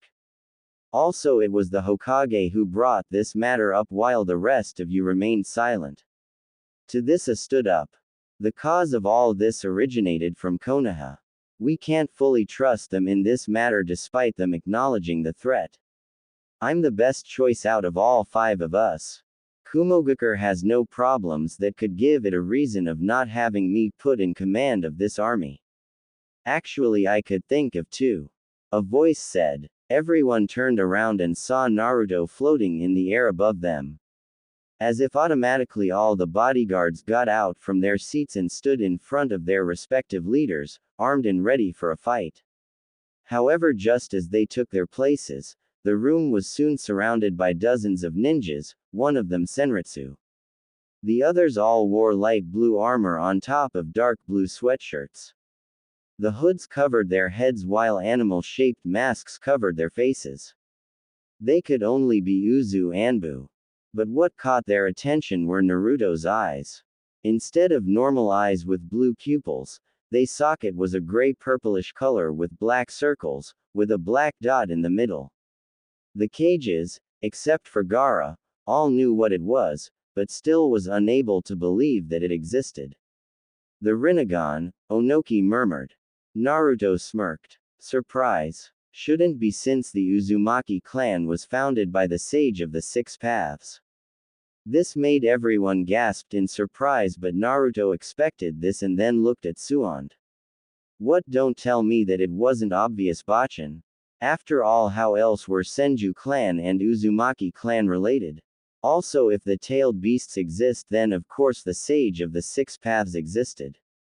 A pointed finger up at Naruto, a glare on his face as he said, so you are after the BJIU. Tsunade raised a hand, silencing him from saying anything else on his face. Then she looked up at Naruto with a sad look in her eyes. Naruto, why are you even doing this? What happened to you? Naruto glared at Tsunade. Simple. When my uncle found me and told me what had happened to our clan, how Konoha did nothing to help them, I was furious. After all we did for your village, you abandoned us to extinction. Tsunade shook her head vigorously. No, Naruto, that is not true, but Naruto cut her off with a glare before continuing. It took me 3 years to gain control over my powers as well as rebuild Uzushiogakure and the Whirlpool Nation. Then I spent some of that time conquering the other countries in the West, increasing my own nation's powers until I had control over the entire Western continents. Now I'm here and I've decided to conquer these lands for the sake of peace. Kakashi raised an eyebrow. Peace. Naruto nodded before explaining. You see, the reasons that wars are started is because of several simple things: beliefs, politics, economy, grudges, and selfishness. Humans use these to begin wars against one another. No side is just and no side is evil because of their beliefs and lust for power. Rivalries especially cause wars because people can't let go of them. So I honor of my ancestors' desire to unite the world in a single harmony of peace. I shall conquer this world and unite it under one banner, the Whirlpool banner. The others couldn't deny the fact that Naruto had a good point there. In fact, a few didn't really know what to say to that at all. This allowed Naruto to continue. Now back to why Kumogakure would be a bad choice. The reason is because you committed 2 crimes against me. One was trying to kidnap my mother all those years ago for your own selfish needs. And the other was trying to kidnap Hinata Hyuga for the same reasons as well. Everyone glared at the Raikage, who merely said nothing and snarled at Naruto. Tsunade, however, was more shocked at what Naruto said. How did you know about your parents?" she asked. Naruto rolled his eyes. "My uncle told me everything. After all, he was my mother's older brother. Now then, I suggest." Before Naruto could finish his sentence, A was suddenly right in front of him, his lightning armor surrounding him and his fist held back. But then Senritsu knocked him back into the ground, causing everyone to prepare for a fight while C and Darui ran to check on their leader. Naruto shook his head and continued. "Such temper, Raikage, such temper. You should learn some self-control. Anyway, back to what I was saying. I am willing to offer some of you a chance to surrender. Kumogakure and Iwagakure are out of the question since they were responsible for Uzushiyogakure's original destruction. Kurigakure I have no problems with, and neither do I have with Suna. Konoha I might allow if you agree to some terms of mine, Tsunade Bachan. So what do you say?" Naruto asked. The cages all stared up at Naruto for a few minutes, silence filling the room. Finally Gaara spoke. "Naruto, you were the one who freed me from myself. You showed me that a Jinchuriki is not a monster, but a human being with a great responsibility on his hands. That reason was why I became the Cage, so that I may use this power to protect those I care about." He closed his eyes for a second before opening them again, a hard look in his eyes. "You are no longer the Naruto I know. I don't know who you are now, but you tarnish Naruto's name and beliefs. Even if it kills me, I will not allow you to succeed. I will defeat you and continue towards the path that Naruto set me on, the right one." Naruto stared at Gaara along with the other cages. Soon Tsunade walked forward and stood by Gaara's side, followed by A, Onoki, Mei and Mifune. Naruto frowned, disappointed in a way. He had been hoping that Gaara would join, but if he was remaining firm with his decision, then he had no choice. "Very well," he said as he raised his hand. Suddenly Senritsu disappeared along with the Uzu Anbu. Considered this the declaration of the Fourth Shinobi World War, the 5 great villages in the Land of Iron against the Whirlpool Nation, the war of the century. And with that he disappeared in blur of wind, leaving the cages, their bodyguards and the samurais as the only occupants in the room. Tsunade looked at the others. "Now you see why we need this alliance. If Naruto was able to sneak in without any of us even noticing, then who knows what kind of abilities his forces have." Mei nodded. "I agree with the Hokage. However, we still need to decide who shall be in charge of this new army." Mifune finally spoke. "I believe the Raikage would be a good choice as a commander for this army." Everyone turned to look at him. It is clear that they also plan to capture the tail beasts. "Raikage, your brother contains the second most powerful Biju, and your village is more secure than any others. Also, I fear that Akatsuki may get involved, and so far none of them are from your village. Are there any questions to this decision?" When no one responded, Mifune took that as a way that they accepted the decision. Tsunade, however, asked, What should do about the tail beasts? Surely the whirlpool will come after them. Everyone looked at A, since he was now the supreme commander of the new allied force. Aside, my first idea would be to hide them somewhere so they won't be in danger or a burden, no offenses Cage. None taken, Gara replied. A nodded. However, this is an enemy that we can't beat unless we unleash everything we got. My option is to pair each Jinchuriki with a team of shinobi that they are familiar with. I don't know about the rest of you, but my brother is not someone who will follow orders so easily. However, his